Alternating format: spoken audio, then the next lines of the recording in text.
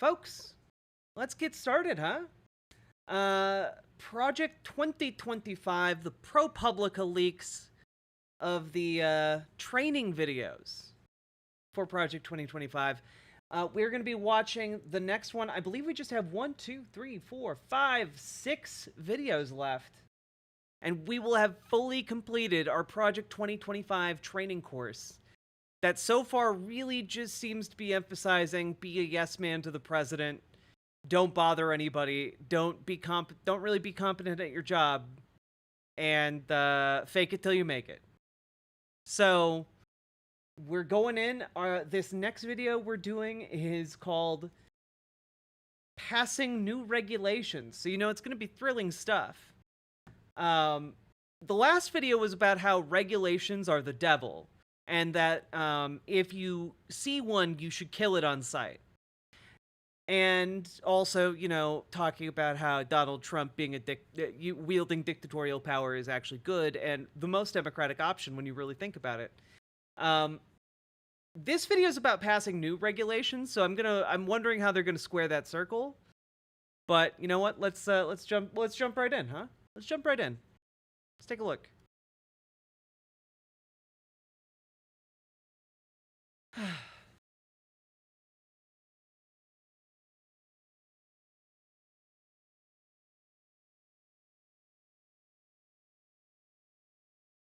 Oh god. Hello. The video is not on screen. That took me way too long to realize. I'm sorry. There we go. My name is Roger Severino, Vice President for Domestic Policy at the Heritage Foundation. Today we'll be talking about what it means to be... Why is this guy's name familiar? Usually that means that they're the devil. Incarnate? Why do I know this name? Roger Severino.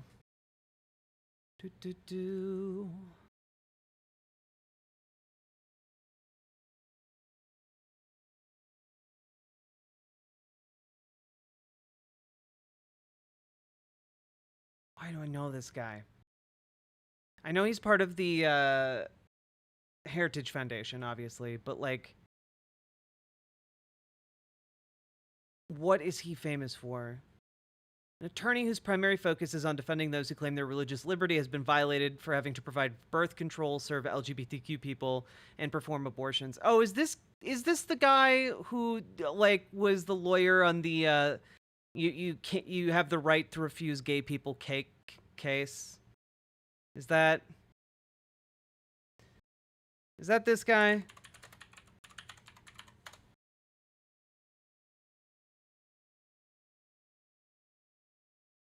Let's see.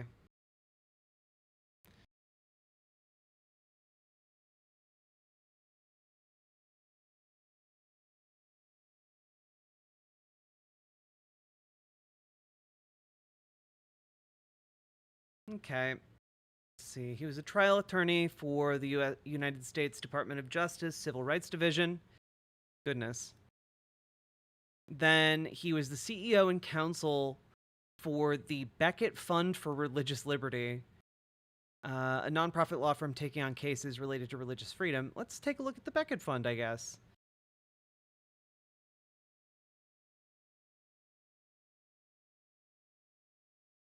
Beckett has served as counsel on the Supreme Court for 8 religious freedom cases since 2012. The Supreme Court unanimously ruled in favor of the ministerial exception doctrine for the first time, which exempts religious institutions from anti-discrimination laws in hiring its ministers. Okay. Served as counsel to the plaintiffs in Burwell versus Hobby Lobby in 2014. In their fight to exempt themselves from having to pay for 4 different drugs and devices they deemed as abortifacients. Ruled in favor of the court ruled in favor of Hobby Lobby, asserting the family-owned business have a right to operate in accordance with their conscience, meaning that they didn't have to provide health care to their employees. Great, cool. This guy's really batting 1,000 here with his associates.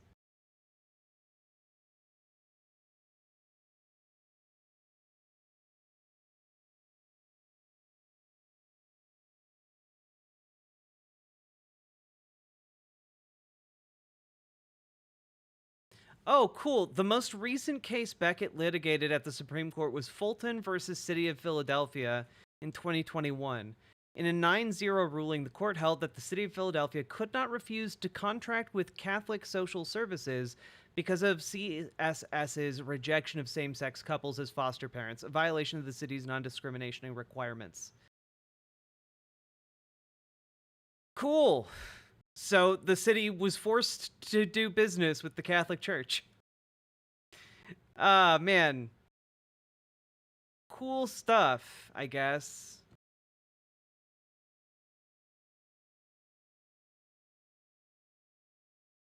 Ay. All right.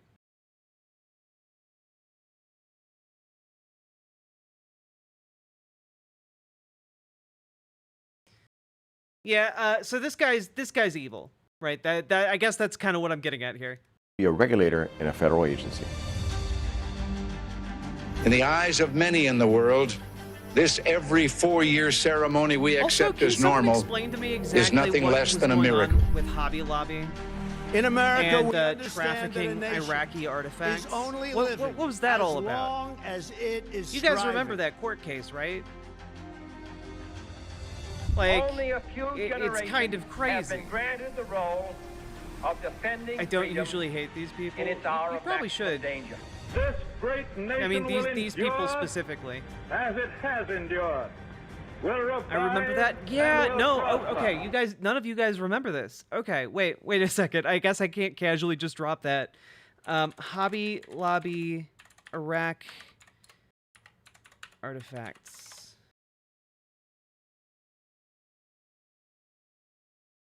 Yeah. Hobby Lobby's illegal antiquities shed light on a lost, looted ancient city in Iraq. Archaeologist Eckhart Fram didn't have much time to determine where the 4,000-year-old clay tablets had come from. Homeland Security officials had given him just 2.5 days in a dimly lit New York warehouse to pore over the cuneiform inscriptions etched into the fragile ancient pieces and report back.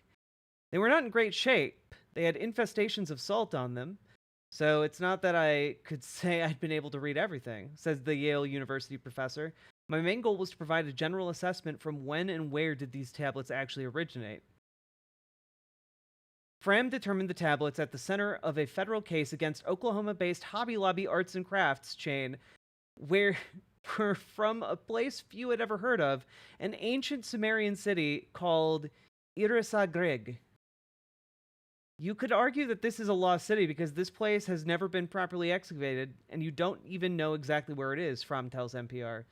But looters know, and roughly 250 tablets from examined in 2016 were among 5,500 objects, including ancient cylinder seals and clay seal impressions known as boule, smuggled into the U.S. starting in 2010, shipped from the United Arab Emirates and Israel without declaring their true Iraqi origin. Some of them were marked ceramic tiles or clay tiles sample. They'd been purchased by Hobby Lobby for $1.6 million. So, like, but why though?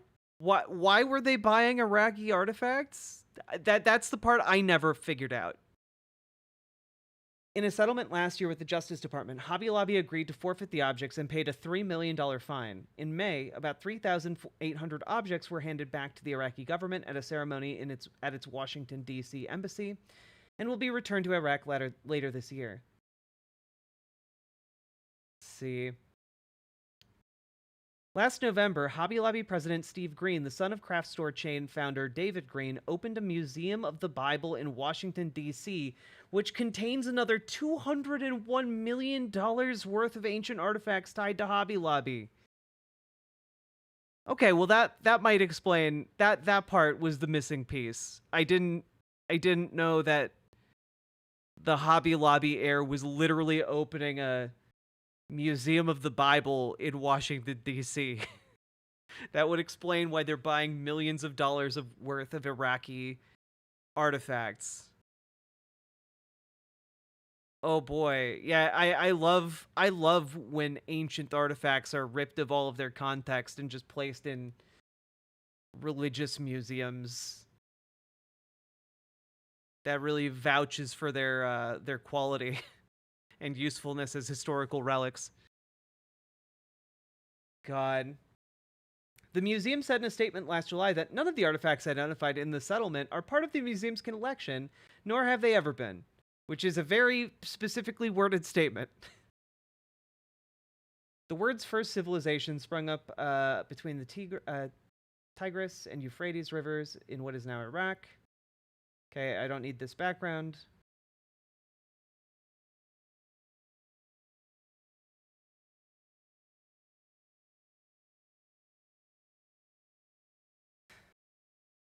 I mean, a lot of this is about like the actual archaeology, which is great. I'd love to know this. The city of Irisagrig is only known from other tablets, he says. Many were sold on eBay. Some made it into various private collections, and it is from these other tablets that we know the tablets from the Hobby Lobby collections, some of them at least, if not all of them, are from that very city. So literally, Hobby Lobby, in its effort to traffic stolen artifacts, is preventing us from being able to find current sites of great historical importance, and encouraging a smuggling and the grave robbing situation. God damn, dude.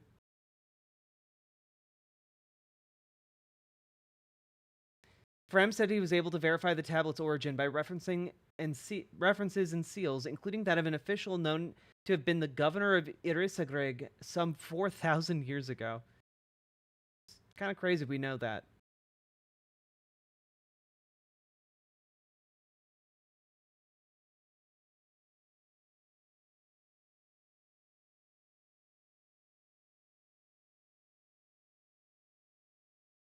Man, that makes me even more mad that, cool, this guy helped that Hobby Lobby. Awesome. It's their religious liberty to steal Iraqi artifacts, guys. You don't understand. They're just exercising their religious liberty. You want to stop them from building a Bible museum? Will be in your hands. God, you're persecuting... You're just like the Romans.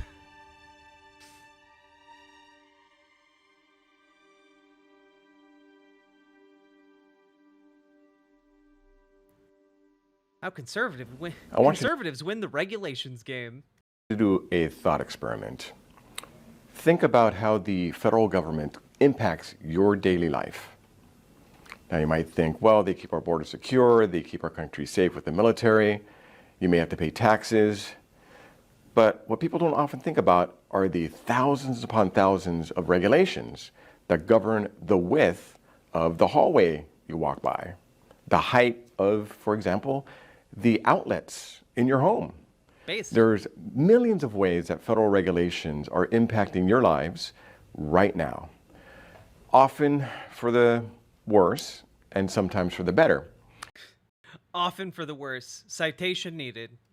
Now, if you're interested in working in federal service and for the federal government, you have a few options. You're either going to be handing out money in a lot of federal programs. You're going to be working in some form of law enforcement. I already mentioned the national defense and the international sphere. But a large part of what the federal government does is issue guidance and regulations that govern the way we live. Regulations have the force and effect of law. It's not what the founders imagined, but it's what we have now. We're ruled not so much by a system of laws, but a system of bureaucratic regulations. Now, yeah, you know, to make sure that, like, companies don't poison your local water, and to make sure that, like, your workplace doesn't burn down because people cut corners, and to make sure, you know, your apartment doesn't collapse on top of you, to make sure that there are safety features in cars, to make sure, oh man, the terrible regulations, they're so bad. I happen to have been a regulator for 4 years under the Trump administration. I was head of the office. They just want you to put outlets a certain height from the ground. Yeah, so that your house doesn't burn down. Yeah. For civil rights at the U.S. Department of Health and Human Services. I was prepared for many things. It was a controversial office because we dealt with things like gender identity and abortion in healthcare. And I expected those sorts of outside attacks and a lot of scrutiny. What I was not prepared for was the amount of lobbyists that came knocking on my door. And this was because part of the job was that I was the nation's HIPAA regulator. And as a HIPAA regulator, Congress had given me tremendous power over what happens in hospitals, who can be seen and not seen when it comes to patients and the information exchange, the safeguarding of health information and documents, electronic records. It was just an amazing amount of authority that was given to one person in one office. When there's Also, I was curious, so I looked up what are the reasons that there is a standardized height for outlets, and it's literally to comply with the Americans with Disabilities Act, which again, conservatives despise the ADA, but it's basically to help people with limited mobility be able to plug things into the wall and be able to exist, in society. So, oh man, so unreasonable to accommodate people with limited mobility. Ugh. so much power given to one person, the lobbyists come out of the woodwork. And I remember one example where you had a member of Congress sitting in my office and a lobbyist, and they were trying to convince me to give a protectionist handout to a segment of the document management industry because they made a lot of money on managing HIPAA-related documents. Now, Yeah, but by the way, I do want to acknowledge that it is actually a fairly large problem with HIPAA, that the bureaucracy around medical care, it just gets bigger and bigger and bigger. But that HIPAA isn't really directly responsible for that. It's mostly the insurance claims and the insurance paperwork that is responsible for all of the bloat in the bureaucracy of medical care. It's not because there are regulations around HIPAA. That's actually good. I had these folks in my office only because I had the ability to issue regulations that would protect or harm this industry's business model. Now, that's not exactly what the founders envisioned as to how our government should run, but I use that as an illustration as to the tremendous amount of authority. Yeah, the Human Rights Campaign has described Severino as a radical anti-LGBTQ activist. Yeah, and that's the thing with Otro. If organizations like the Human Rights Campaign have a very specific dedicated page to someone, that means that they worked real hard to get on that page, okay? You would have if you work on regulations. Now, in my case, I followed the law. I was not persuaded by the lobbyists' arguments. You have to answer first to the Constitution, to the law, and to the president, because it is the president's authority that you're ultimately executing. But you got to realize that all the action now happens at the regulatory levels. Just think back as to what happened with COVID. You had guidance, not even regulatory action, from Fauci that was used to impose the lockdowns and the mask mandates, and that was followed up with regulations that was... Wait, but the guidance wasn't backed with force of law. He was just telling, that this is what is recommended by doctors.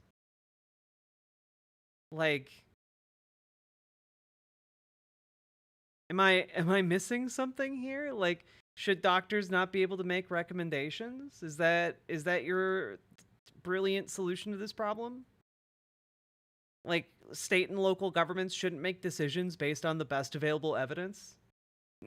Honestly, that's where the Republican Party is right now, and it's exactly why Republicans live in a bubble of unreality. This is a core component of the fascist ideology. Anti-empiricism. A rejection of facts. Was going to impose a mandatory vaccination regime on the American worker. Imagine that. Congress never spoke to any of those things, but it was through regulation that they issued a mandatory vax mandate on the majority of Americans. Our system has moved away from lawmaking, where Congress is the one that issues the rules, to regulators that issue the rules. So, for those of you who are interested in serving in the next conservative administration, I highly recommend you become familiar with the regulatory process. That is where the action is. That is how we are governed, often for the worse, today. So it behooves us as conservatives to learn the rules of the road, learn the processes, learn the pitfalls that are involved, because that is where we could have the biggest impact on the biggest number of people.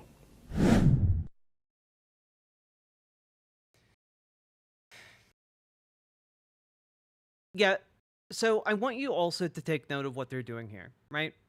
Which is setting the stage and building the mental framework to justify increasingly fascist action from people that they are putting into positions of power right now. Right? Basically what they're saying is that the current system that we work in is already not democratic. You know, it's already been taken over by the deep state, by the evil bad guys.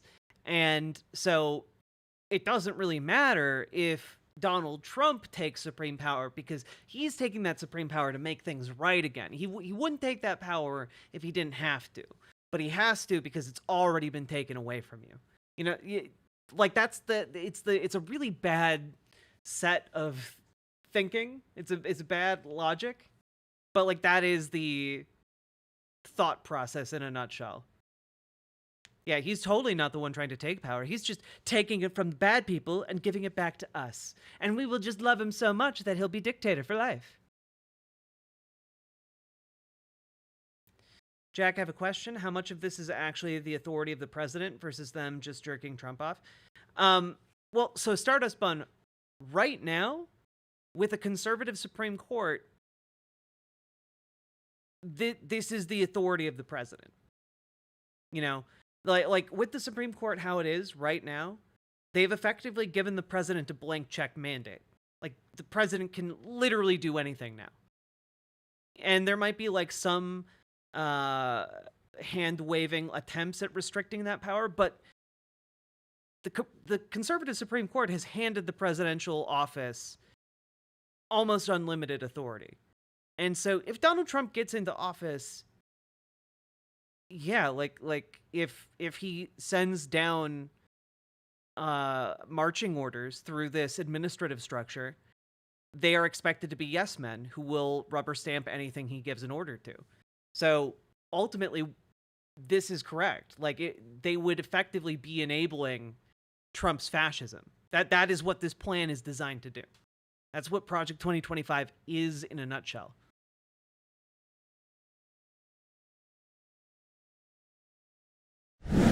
So let me walk you through the anatomy of the regulatory process. Now I'm going to focus very specifically on regulations themselves. There's a form of regulation called negotiated rulemaking for highly regulated industries. That's a technical area of the law. I'm going to focus on the broadest form of regulation, standard regulations. So what is a regulation? It is little more than a federal bureaucracy interpreting existing statutes passed by Congress that do have the force and effect of law. If there's any gap, any ambiguity, any conflict that's visible in any federal statute, if Congress empowers an agency to issue regulations, they have the power to fill in all those gaps to resolve the ambiguities.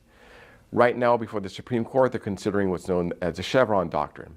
That is a doctrine that says... Which, by the way, they killed the Chevron doctrine, so we're hosed in that regard.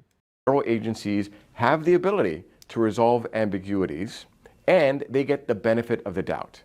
Again, this gives tremendous... Yeah, but basically, Chevron doctrine is what allows regulatory agencies to actually regulate without taking every single individual decision that they make to a courtroom.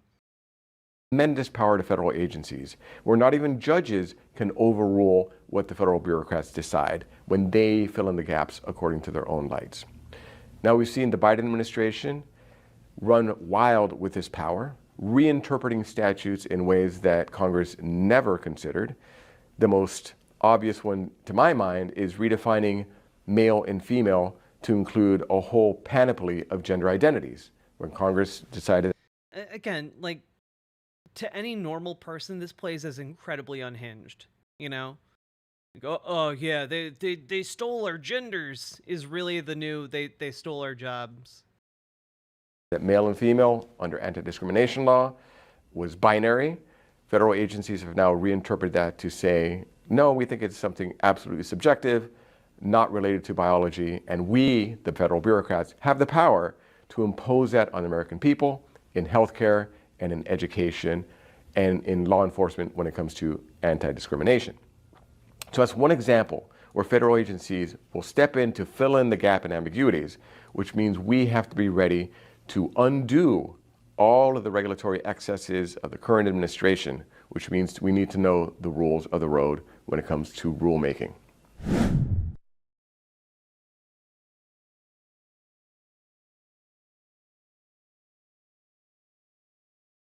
Yeah, and keep in mind, in the very previous video, on this final point under what is regulation, if there's any gap, any ambiguity, any conflict that is visible in any federal statute, if Congress empowers an agency to issue the regulations, they have the power to fill in all those gaps to resolve the ambiguities.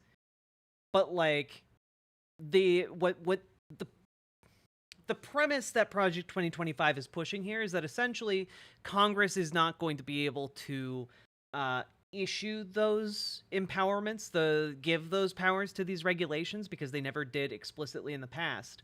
And so this reinterpretation with the aid of the Supreme Court will effectively neuter all regulatory bodies. And it's retroactive, so companies can challenge any previous regulations that affected their businesses. We are kind of in a nightmare legal scenario as far as regulations go. What is the process for a rulemaking? There are two ways. You have existing rules that need to be undone, and then there are rules that need to be added that are brand new or whole cloth. They generally follow the same process, though. You have a regulatory agenda that's run through OMB. Every federal agency has to identify major rules on the horizon and disclose them to OMB, which will then in turn disclose it to the American public. This is called the regulatory agenda in the spring and in the fall. It is an administrative foul if you do not disclose the regulatory agenda. The agencies cannot hide the ball and spring it on the public. They'd have to justify it and have very good reasons before they do so. So get familiar with the regulatory agenda. It's on reginfo.gov, and you'll see what it looks like. Generally speaking, it doesn't say very much. It is just the top line question of what a regulation is attempting to address, usually one sentence, if that, and it shows the agency that would be issuing it. That is often enough to get a clue as to what is really going to be going on, especially. We need you to make the worst possible faith interpretations of these regulations, okay? In order to make sure you're preventing them from coming into being, because as we said at the beginning, regulations are the devil. If it's a follow-on on previous regulations. So once the regulatory agenda is published, the public has a right to request what is known as a 12866 meeting. This is an executive order that has been around for decades that says the public can comment through phone generally by requesting a meeting with OMB, and they would also request it with the sponsoring agency of that regulation. So you have the regulatory agenda. People will spot a regulation that they're interested in commenting on. They will request a 12866 meeting. OMB will listen to their comments and take any documents that are submitted as well, and they could include that in what is known as the administrative record. What is important about an administrative record? It is the basis upon which every agency decides a question in a regulation. So when they're receiving comments from the public through 12866 meetings or otherwise, they are building the administrative record that will support their decision-making for the final rule. A point about the administrative record. At the end of the process, when you're getting close to wrapping everything up, you finalize the rule, you have to compile the administrative record. That means all the studies you relied on, all the comments that you received, all the inputs that were a basis for your decision-making has to be put together in one place compiled as the administrative record, and then that will be submitted in court. You don't want to be in a situation where you get sued within 30 days of the rule becoming final. The court says, okay, come up with the administrative record, and you're scrambling to put paper together. Have a process up front that tracks everything you're using to support your decision making.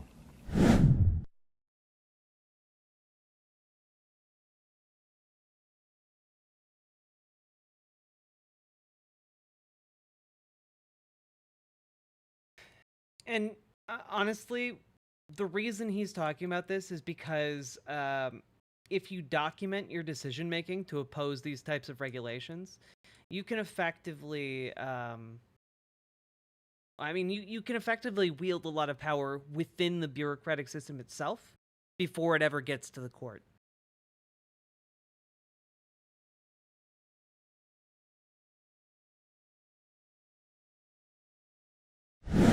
So you have the 12.866 meetings, followed by the drafting of the regulation itself. This is normally done internally, and you get internal clearance within the agency. Sometimes, depending on the topic, you may have to involve other agencies of the federal government, especially if it's something like a civil rights law, where there's standing executive orders that say DOJ would coordinate that sort of regulatory function. So it all depends on what agency, on what topic, how much collaboration with other federal agencies is required in the initial drafting stage. At the very least. How do they wield power before it gets to court? Well, think of it like Justice Department memoranda. Basically, they're able to put out internal documents that then shape kind of the ongoing policy of the various departments. And those memoranda can then be used to justify other decision-making processes in other parts of the bureaucracy. And if it ever does go to court outright, those documents can then be used to be like, see, this is how we've always done it. And, like, defend the policy, essentially. So this is building up the scaffolding of, both legally and procedurally defending these changes. Internal to the agency, you're going to have to get clearance with other components. So at HHS, when we had a regulation on HIPAA, we'd have to include other components of HHS to get sign off because their interests or their jurisdictions might also be involved. Once you go through that process, the internal review, it is then ready to send back to OMB for review with other agencies. Once that process is done, you get the comments from the other agencies, you incorporate them as you will. If there's any conflicts, it goes through OMB. Sometimes it gets elevated to the president. At this stage, it is all behind the scenes. You have to be very careful with leaks. Some of the best regulations were torpedoed because of incautious handling of documents or some Oh, you don't say, bud. Incautious handling of documents, important documents like, say, nuclear secrets, or some of these, I don't know. They placed in a bathroom somewhere in a fancy hotel, put on a stage where anyone could get to them. I don't know. I'm just spitballing here. Sometimes Top of my head internal ideas. intentional leaks to the media. So at that stage, having confidential processes are paramount. You want to be able to have an open exchange within your agency, with other federal agencies, with the White House, to discuss how are we going to shape this policy without having the media as another party to those discussions. Once you get through the interagency review process, you are ready to issue what's known as an NPRM, a Notice of Proposed Rulemaking. The NPRM is public.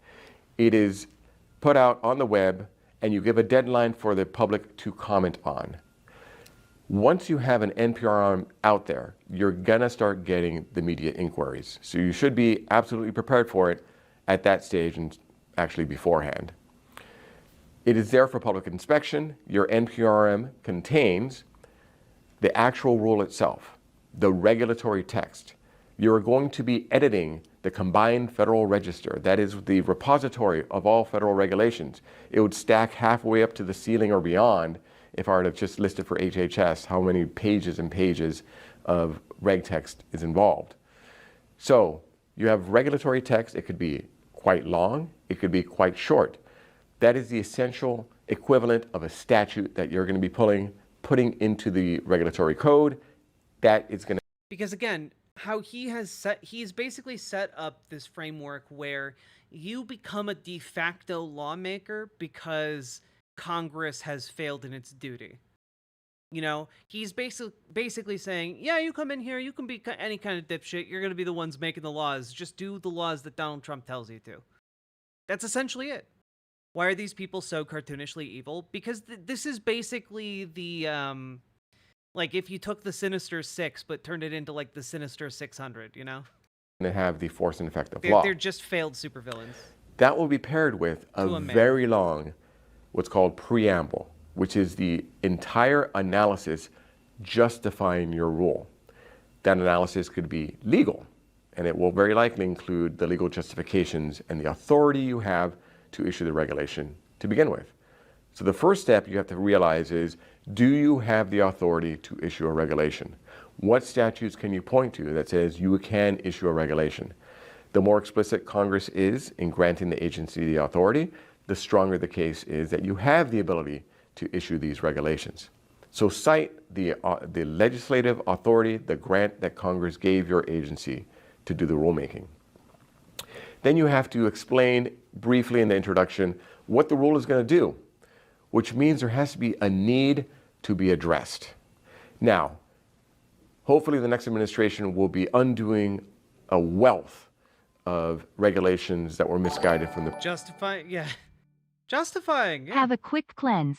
Someone got real-life cult of the lamb weddings. Wait, that's White really, people happy. that's really cool. Fenry, thank you for the $5. We dono. married 2 couples on the weekend, and it was such a beautiful experience. That's really cute. I don't wanna like get DMCA'd for this, but like, that's really cute. That's adorable. Thank you for sharing that with us. Also, thank you for the $5 dono, the first person of the stream to support the channel. Really appreciate it, Fenry. Thank you so goddamn much. The previous administration. So there's your justification right there. The previous regulation that was put into place was a bad one. So you have to cite why it was. It could be defective policy reasons. It could be that we tried it and what they promised would happen did not happen. It could be that it's legally defective. But you have to posit a justification for undoing a bad rule. So let's take the affirmative case where you want to put forward a rule on your own that's, say, brand new.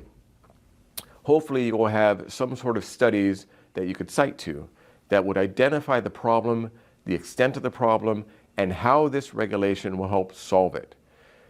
That means before you get to the NPRM stage, you will have gotten input from the public through various ways. It could be from advocacy organizations. It could be from academic research, calling experts in. We held listening sessions before we issued NPRMs when I was head of the Civil Rights Office, and those listening sessions were invaluable. You will get experts who will come in and they will have done an amazing amount of research already that you could plumb for and use for the administrative record. Again, you have to make the argument. You also have to support the argument with the evidence. You can make policy arguments as well. You could say that these are the policies that this president has been pushing, and you could rely on executive orders that lay out the policies of the administration. That is a perfectly valid, legitimate basis of authority. In fact, that's how it should be. Elections have consequences. When a president enters into office, that president brings the agenda that the American people had entrusted into his or her hands. The agencies have to execute on that agenda. So definitely cite executive orders whenever you can to support your rulemaking. Now, some people... See, this is what I mean, right? Like, he just finished talking about earlier how power for these administrative bodies derives from Congress, but he's trying to tell you, no, no, no, no, no, no. You're not getting your marching orders from Congress. You're getting them from the president. Would suggest, well, you cannot have an agenda coming in to a regulation. That is false. You could come in with an agenda. You say you are intending to undo this rule. We're intending to fix this issue with this regulation. And you could say that very candidly beforehand. What you cannot do is say, we're going to close our ears and close our eyes, and we're not going to take any input that would be relevant to the question, right? So to that extent, you have to have an open mind. But you could absolutely come in with an agenda ready to go, saying we're elected to do this. The president has ordered us to implement this agenda. It's for the benefit of the American people. Here are the reasons why. List out those reasons, you support it, you do an economic analysis on top of it, right? Almost everything you do in a federal regulation will have some sort of economic impact. You have to figure out the benefits and the burdens to do a cost-benefit analysis. You will often rely on economists and professional staff to provide you that help in doing the regulatory impact analysis. And you're going to get a bottom line dollar amount. This is how much benefit there will be to society in dollars and cents, and here are the costs. Often you will use something called the VSL, the value of a statistical life. Often you'll use the DSL? Why does this guy know what DSLs are? Oh, that VSLs. actually puts a dollar amount on a human life. Now, that may sound cold and calculating, but it is used all the time, for example, to say if you're going to impose a burden. It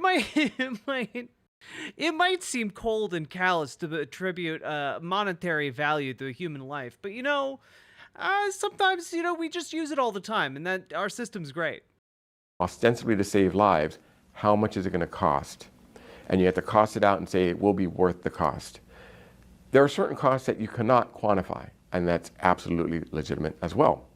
I enforce civil rights through our regulations, and we absolutely said the benefit of human dignity in enforcing civil rights is a benefit that has to be considered. We could not put a dollar amount on it. However, when we said you have to put a notice of non-discrimination in insurance documents, we were able to figure out this is how much the printing costs, this is how much the ink costs, this is how much the postage is going to cost in mailing out these things. And we use that to pare back on the regulatory burden, right? We saved billions of dollars on that because we went through the effort of costing it out and realizing it was a waste of money compared to the very limited benefit these notices were providing. So you do the cost-benefit analysis to support and justify that this is a rule that is worth undertaking. Hey, Michaela Hey, Rose. Riverboat Jack. Hope you're doing well. Thank you very much for the $10 super chat. Appreciate it. Thank you for supporting stream. Thank you for being supporter number 2 to drop a sub/dono on the stream. Appreciate you very much, especially the solidarity in this trying time as we go through this guy's absolutely evil monologue about taking control over the government.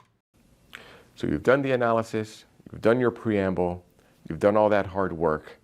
You're ready to issue the NPRM. It's made available to the public. And then you say, we are taking comments.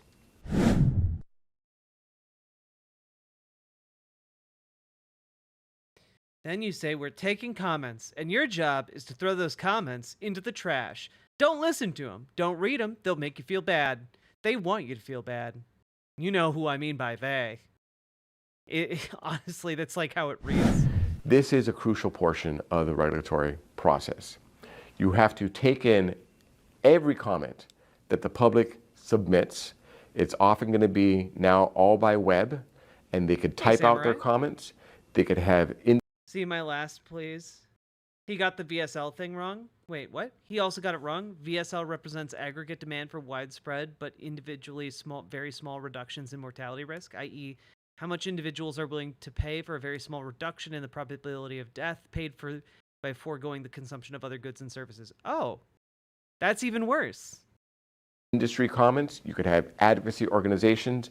They range from as short as a postcard side comment saying I oppose this rule or I support it, or it could be the equivalent of a treatise that goes through its own regulatory impact analysis, its own legal analysis, and it can be very sophisticated. You're going to get a whole range. And it's a good thing that you get this amount of comments. When I was working on rules, the comments we received on the Civil Rights Office were in the hundreds of thousands. Now we dealt with issues like abortion and transgender, cross-sex surgeries, those sorts of things. Oh man, I'm so glad he was fighting the good fight against those things. Terrifying, really. Oh no, trans people having health care, the scariest thing I can imagine. So you're going to get in that area a whole lot of public interest and a lot of scrutiny. You know, it is really ironic the absolute like laser focus Republicans seem to have and conservatives at large have on like we need to get back to men being men, you know, when they were big and strong. But like the second you bring up like trans people getting surgeries, they're like, no, that's that's scary. No, that's so dangerous and scary. I couldn't even possibly consider it. And it's like, man, ironically, grow a pair. You still have to consider every single comment that goes through your door, which means you have to have a process to sort them. What does the ghost fox say? Your ascended kitten, thank you for the $5 dono. I don't know. What does the ghost fox say? There are ways that you could deduplicate a lot of the comments that are literal cut and paste. You'll have campaigns that organizations will put together. So long as you have a not unreasonable deduplication process, then you could batch them and say, these are functionally identical, therefore we only need to read one of them because the only difference is the name of the person, the substance is the same. So that way you'll be able to save a tremendous amount of time. We had to hire contractors to deal with the volume. So you have to plan ahead to deal with the potential volume of comments. You need a mechanism to sort and categorize them. You have to be able to say, these are the comments dealing with economic analysis. You have to be able to say, these are all the comments going straight in the trash. These are the comments dealing with, say, social policy. These are the comments dealing with the value of a human life. Or if you're doing environmental policy, this environmental aspect. You have to be able to categorize the comments by topic. You do the work by that function, then you could address it on the merits. You have to address all meritorious comments. You don't have to address a comment that says, I'm in favor or I'm against, because that doesn't really impact the rulemaking. It's not a democratic process in that way. It's not majority vote. Who does the nitty-gritty work of reading the comments and responding, etc.? Well, it well, no one. That's the best part.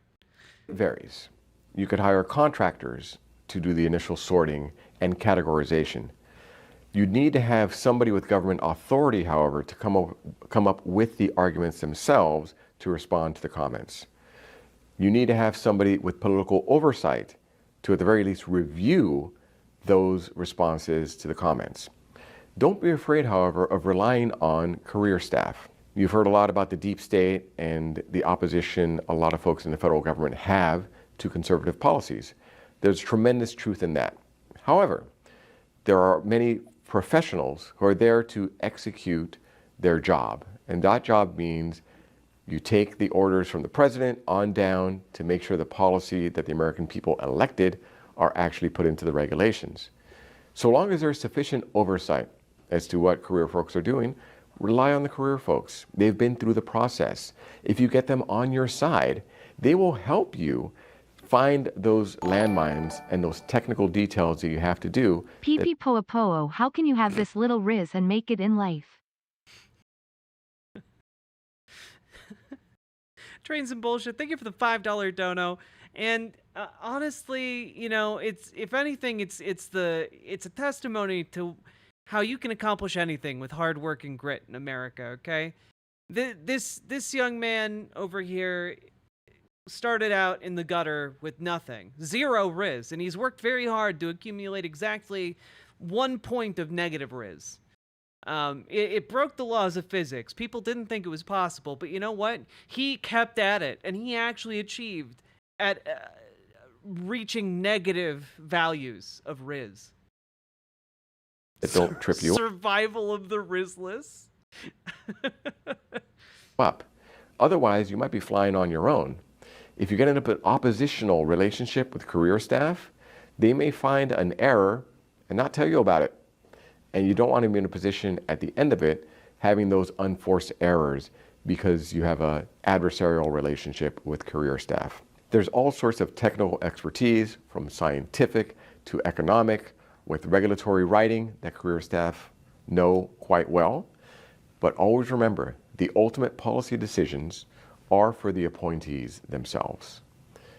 You will have been put in a position of authority to execute the will of the people, and you must hold firm on that. You should hear the arguments of career staff on the policy matters, just as you have to hear the arguments from the public as to where the policy should go. But the ultimate policy decision rests with the president and the executive branch and the policies implemented by that administration. Yeah. Your only job is to execute the whims of the president, no matter what he tells you. So do not give in on that. Oh, God.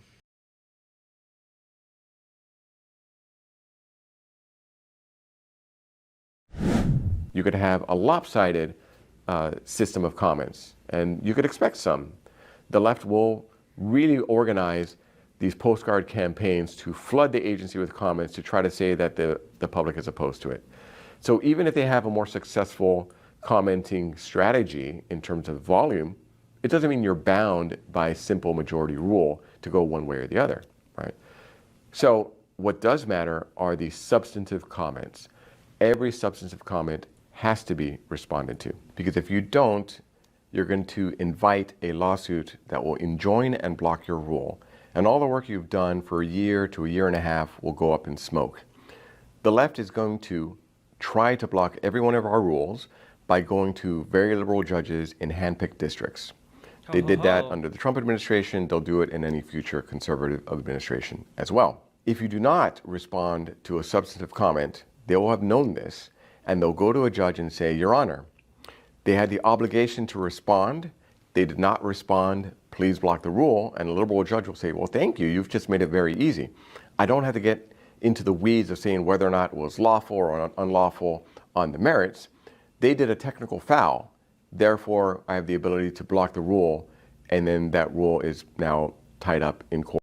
Yeah, because your regulations are bad. You are basically you are creating a government killing machine.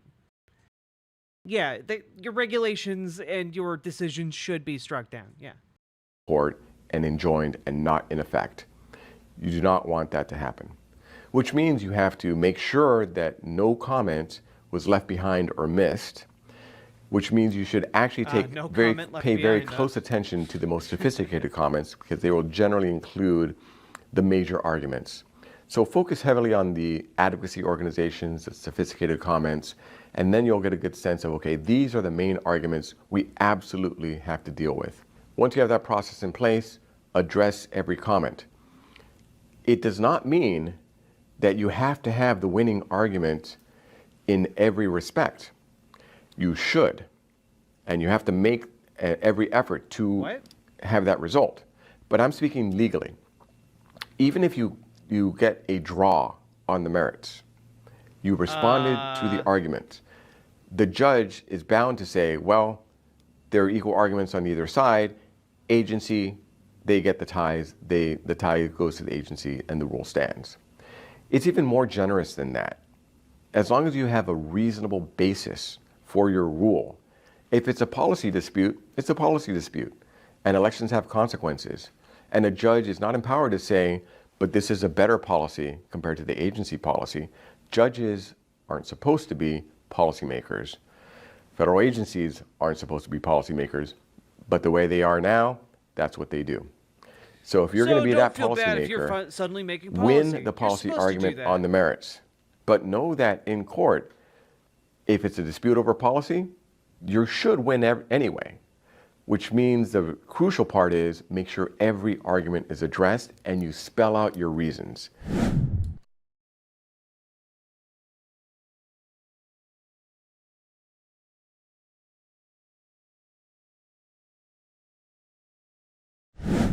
The technicalities matter. Here are some of the technicalities you're going to have to deal with. Paperwork Reduction Act. There are limits on how much you could produce without doing a proper analysis of the paperwork impact. Plain language requirements. Your regulation should be in plain language. Tribal consultations. Did you consult with federal tribes? That's a big one. Sometimes you're required to, and you don't want to end up in a position where you didn't consult the tribes when you're required to, and you got to go back to the drawing board. Impact on small businesses. Impact on federalism. Impact on families. That's a very important one for conservatives. We have to be very strong on how this rule helps American families instead of hurts them. You have to do all these technical analyses on these major rules. Make sure you go through that process. And if yeah. Don't skip any of the processes of doing your job. That's generally frowned upon. Like, again, I've been asking this the entire time. Is the core audience of who they're expecting to sign up for this absolutely, completely brain dead? Because, like, most people don't need to be told, hey, don't skip an entire component of your job. You know, like, most people don't need, like, a training video to be like, don't skip washing the dishes at the restaurant. You know, like, that's... Like, we're at really basic level stuff here. it turns out to be a template. There's a checklist that's pretty well developed. Just make sure you go through the checklist and you're going to be fine.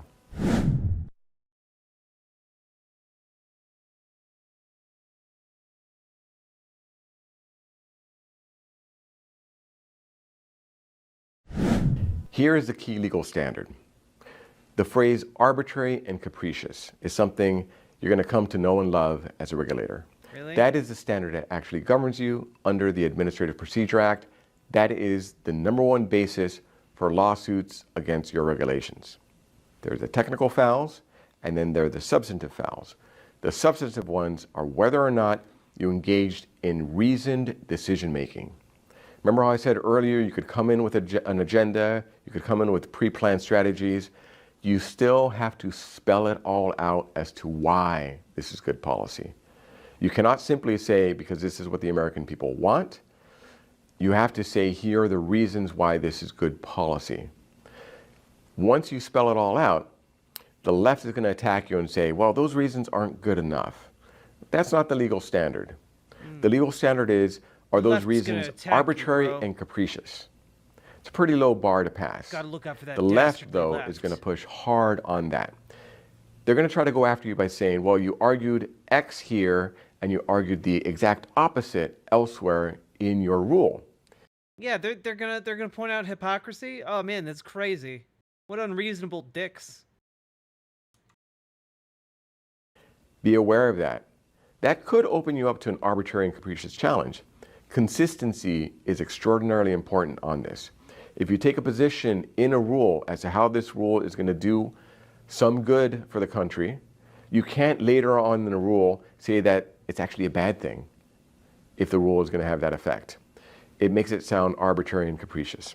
Capricious, that sort of things, deals with questions of favoritism. If you're doing things that aren't really in the public interest, things that act on a whim, the way you could get in trouble there is if you just don't spell out the reasons.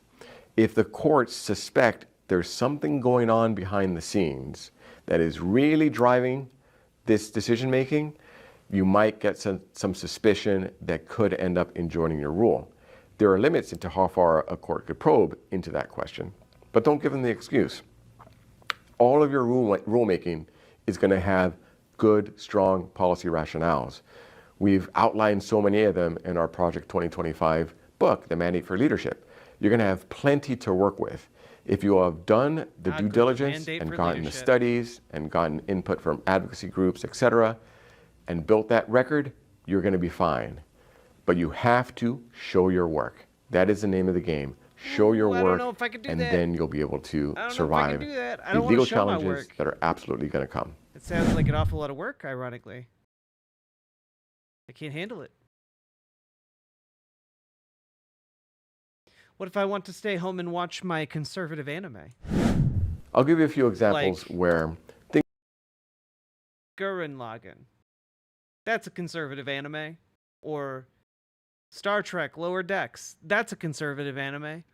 didn't go right in the rulemaking process. We had one Attack rule on Titan. That's a where conservative we anime. took comments, and because of the time pressures, we used sampling instead of reading each individual comment. Now, in various areas, sampling is perfectly appropriate to find and get a representation of what the arguments are. A court struck it down. They said that was cutting a corner. Every single comment has to get an eyeball on it, or you use the proper deduplication software. You can't take samples and say that's representative. That's a violation. Avoid giving the left any excuse on technicalities. That's right. You read all those comments. It's going to be the worst part of your day, but you got to read those comments.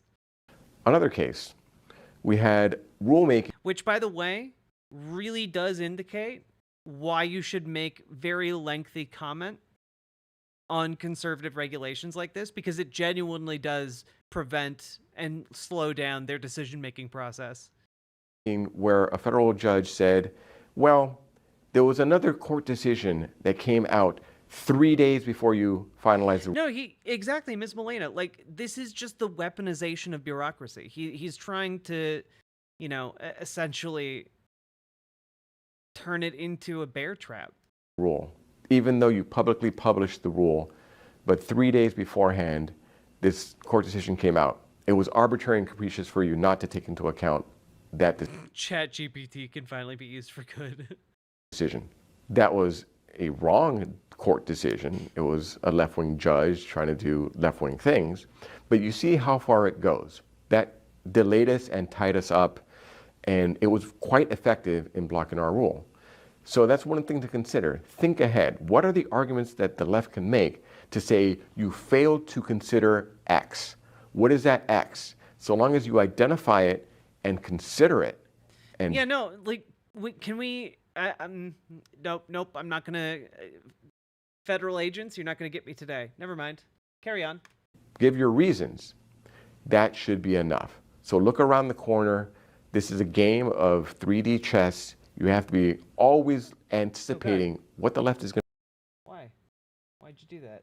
There we go. to do to try to throw sand in the gears and trip you up and block your rule. So what if you're the actual worker bee working on a regulation for the first time? What if you're a literal bee, like Jerry Seinfeld in the Bee Movie? You know, the movie about a bee who starts dating a woman, like a fully grown adult woman.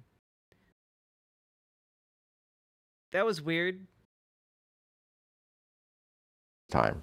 It could appear to be very daunting. It's highly technical in many ways. It's highly legal in a lot of ways, but don't be intimidated. Use models of previous regulations as a template.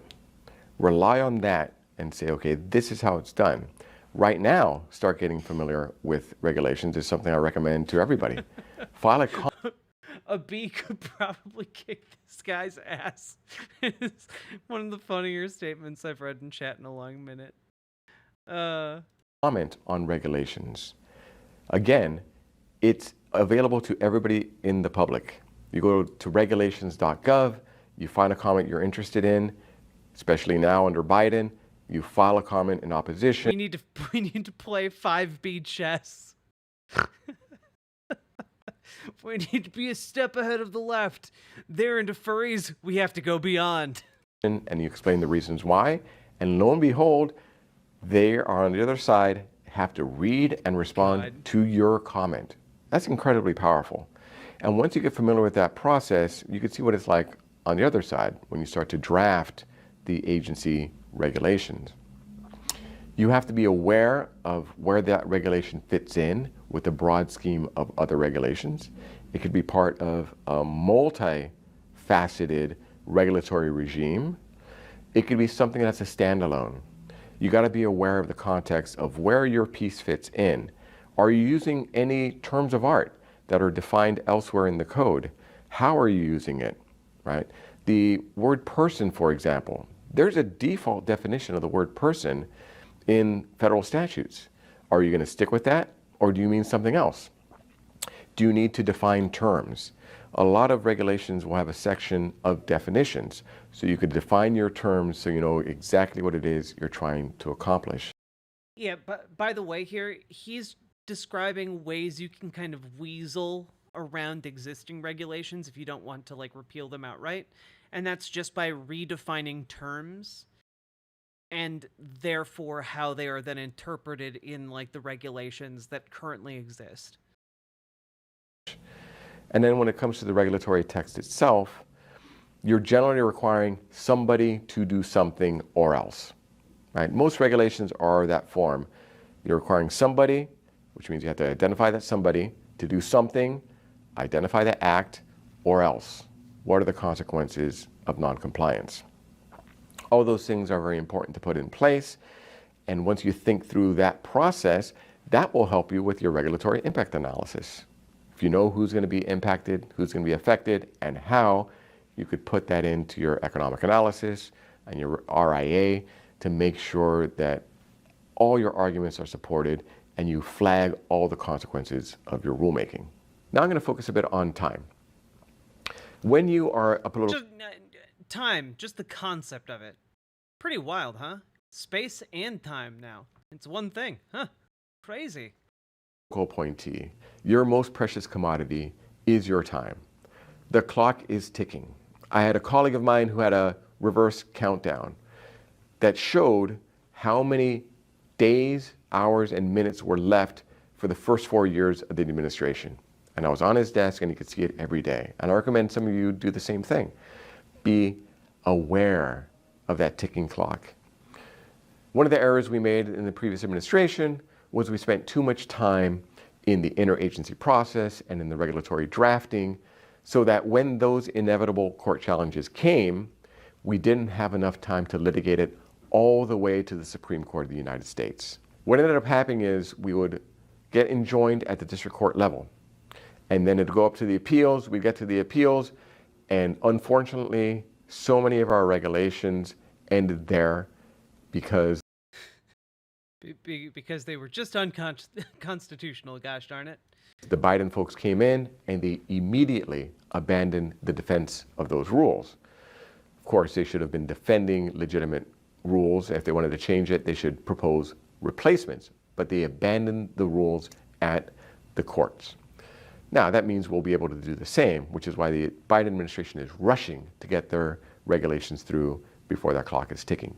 So you must have the timeline in your head. It'll take this much time to do the analysis, to compile the evidence, to issue the NPRM, to receive the comments, to sort the comments, to respond to the comments, and to finalize a rule explaining our response to the comments. It's one thing I should have mentioned earlier.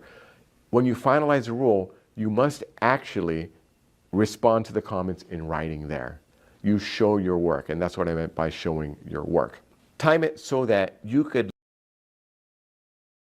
He's literally talking as if he's trying to describe how third graders should answer on their math test. You know, like, and now I need you to show your work.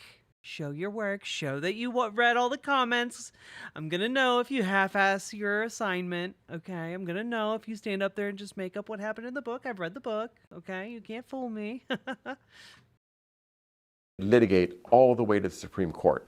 One of our success stories on that front was the Little Sisters of the Poor case. Huh? If you remember... No, that's not what teachers sound like. No. I'm sorry. I stereotype third grade teachers. I apologize. I love you.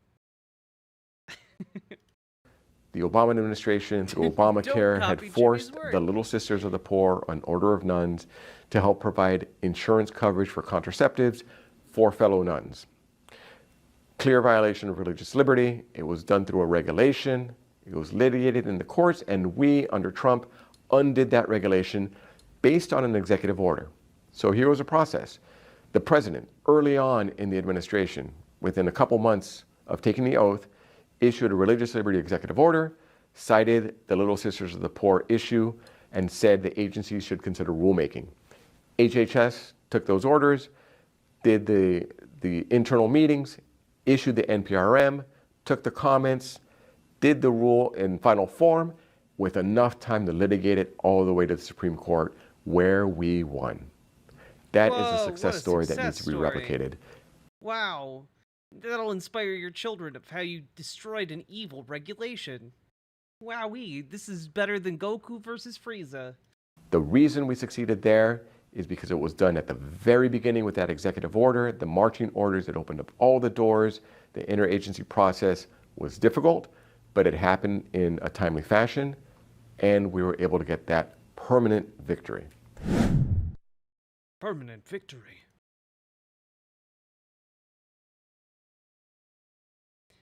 Just keep in mind, if Republicans get in office again, they're going to have that permanent victory, folks. It's not really being left up in the air here. They're going to have a victory that cannot be undone. They're not being subtle about it in their plans.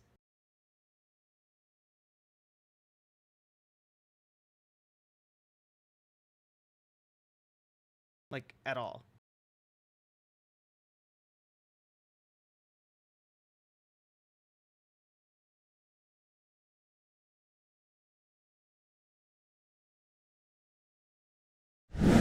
That's your goal, to get those permanent regulatory victories. One of the most fulfilling aspects of my time serving in the Trump administration was in my role as a regulator, especially during COVID. You'll remember that in the middle of COVID, hospitals were turning people away to make space and save beds for people with COVID. This means that many treatable illnesses were being left behind and people's lives were being put at risk. There was a question as to whether or not doctors could do remote telehealth because of HIPAA regulations. As a regulator, we took the policy position that we would not enforce HIPAA under those circumstances. And from that came the explosion of telehealth that we are now experiencing today. It was in my role as a regulator, we were able to take those decisions that I believe saved lives. And that just gives you an example of the tremendous satisfaction you could get if you choose to serve in the capacity as a regulator. You don't have to be the decision maker yourself. You don't have to be the decision maker yourself. You could be supporting it. You left that flub in? You could have just edited that out. You didn't have to leave it in. I mean, I'm kind of glad you did, but you didn't have to. You could be drafting the regulations. You could be working on the guidance. You could be coming up with the policy justifications that will save lives. At the end of the process, after all the hard work, if you've done it such that you did the work at the front end, you follow the rules, you got it through litigation, you did it in enough time to go all the way to the Supreme Court, you'll look back and say, I made a difference. And it's a story you'll be able to tell with pride to your kids and grandkids. You're going to have a story, that's the story you're going to tell with pride to your kids and grandkids about how you, like, opened the door to allow drinking water in their hometown to be poisoned with mercury from the nearby mines. That's the story you're going to tell them? Okay, I mean, you do you, I guess. By saying when the time came and I was called to serve, I did my part. When the time came and I was called to serve by ExxonMobil, I said, yes, sir, I'll do it for a $2 million bonus. And that's why we don't have the rainforest anymore, Timmy. Thank you.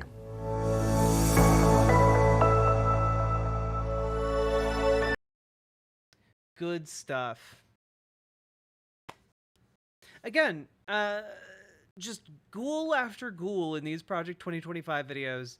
Like, this guy is an anti-LGBT lawyer activist who represented a company that stole artifacts from Iraq in order to build a biblical Bible museum in Washington, D.C. Like, these people are divorced from reality. They should not be taken seriously. And yet, unfortunately, we are in the unenviable position that we have to take them seriously because they are literally in the videos we're watching here, building up a plan to gut the system that currently makes everything function in our society.